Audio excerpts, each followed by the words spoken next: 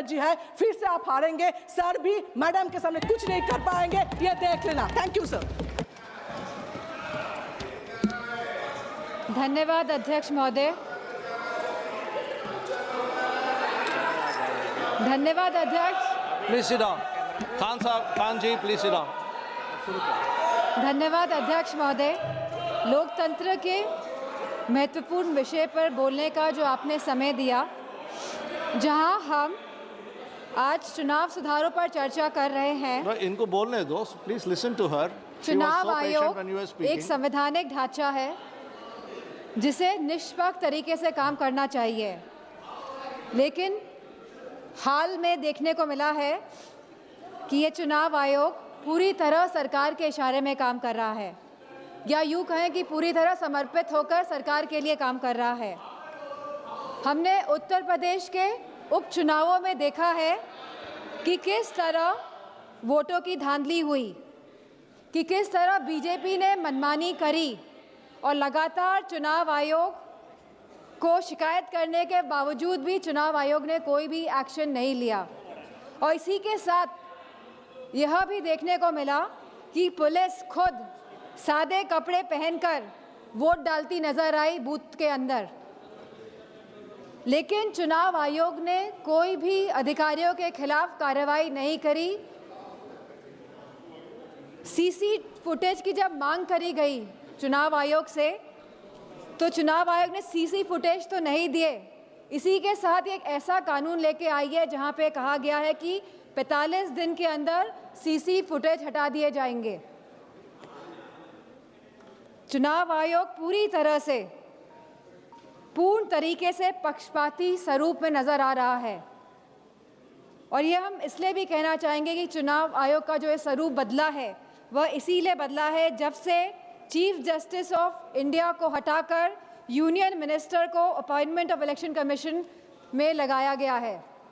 तो कहीं ना कहीं जो बिल पास हुआ दिसंबर 2023 में, जहां पे absolute legal immunity for any action by the election commission, इसके साथ साथ protection from accountability and scrutiny, जो इस तरह का सुरक्षा कवच एक चुनाव आयोग को दिया गया, इस वजह से चुनाव आयोग पूर्ण तरीके से समर्पित होकर सरकार के लिए काम कर रहा है। जो एसआईआर की जो प्रक्रिया है, स्पेशल इंटेंसिव रिवीजन, यह रिवीजन के नाम पर नागरिकता कानून लागू किया जा रहा है। रिवीजन के नाम पर अध्यक्ष जी, चुनाव आयोग द्वारा प्रशासनिक निष्पक्षता के नाम पर किया जा रहा यह कार्य हमारी नागरिकता, लोकतंत्र और संवैधानिक नैतिकता की बुनियाद पर सीधा निशाना है।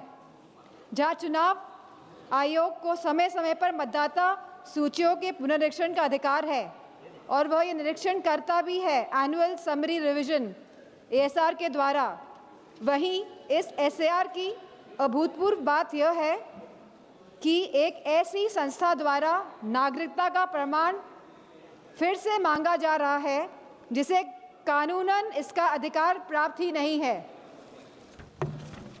अब तक चुनाव आयोग एक ऐसी संस्था रहा है जिसका उद्देश्य हर मतदाता को शामिल करने का रहा है, लेकिन इस एसआईआर के माध्यम से मतदाता को शामिल करने का यह सिद्धांत उलटकर बाहर करने की दिशा में तब्दील होता जा रहा है। जहां बिहार में एसआईआर कराया गया और लगभग 80 लाख वोटर्स को डिलीट किया गया, और यह सूची आज भी उपलब्ध नहीं हो पा रही है कि 80 लाख वोटर्स आखिरकार कौन थे। वहीं एसआईआर के बाद भी अंतिम मतदाता सूची में लगभग 14 लाख से अधिक डुप्लीकेट वोटर्स पाए गए, और इसमें भी लगभग 3.5 मतदाताओं के दोनों वोटर आईडी कार्ड पर एक ही विवरण दर्ज कराया गया है। अब ये एसआईआर की प्रक्रिया उत्तर प्रदेश में भी चल रही है, जहां बीएलओ को कोई भी प्रशिक्षण नहीं दिया गया है, जहां लगभग 10 से ज़्यादा बीएलओ ने काम के बोझ की वजह से आत्महत्या करी है, और वेस्ट बंगाल में भी लगभग 20 बीएलओ ने आत्महत्या करी है। तो कहीं ना कहीं जहां इन बीएलओ को प्रशिक्षण नहीं दिया जा रहा है और जिस तरह से ये एसआईआर की प्रक्रिया को अंजाम दिया जा रहा है, कहीं ना कहीं ये वोट काटने वाली प्रक्रिया साबित होती जा रही है। तो हमारी मांग है कि जिस तरह सत्ता पक्ष के लोग कहते हैं कि हम बिहार का चुनाव जीते, तो अगर आप वाकई में चुनाव लड़ रहे हैं और जीत रहे हैं तो हमारी ये मांग है कि आप सीजीआई को वापस अपॉइंटमेंट कमेटी में इंडक्ट करें। और जो आपने सुरक्षा कवच इलेक्शन कमीशन को दिया हुआ है, आप इस सुरक्षा कवच को भी हटाएं। और इसी के साथ समाजवादी पार्टी की यह मांग है कि बैलेट पेपर के माध्यम से ही चुनाव इस देश में कराया जाए। और जिस तरह के मॉनेटरी बेनिफिट्स जब चुनाव किसी राज्य में चल रहा है आप बैंक खातों में पहुंचा रहे हैं, तो मेरा यह मानना है कि कहीं ना कहीं ये वोट जो लोग डाल रहे हैं वोट डालने में भी इसका इफेक्ट होता है, तो इसे बंद करा जाए। इन्हीं शब्दों के साथ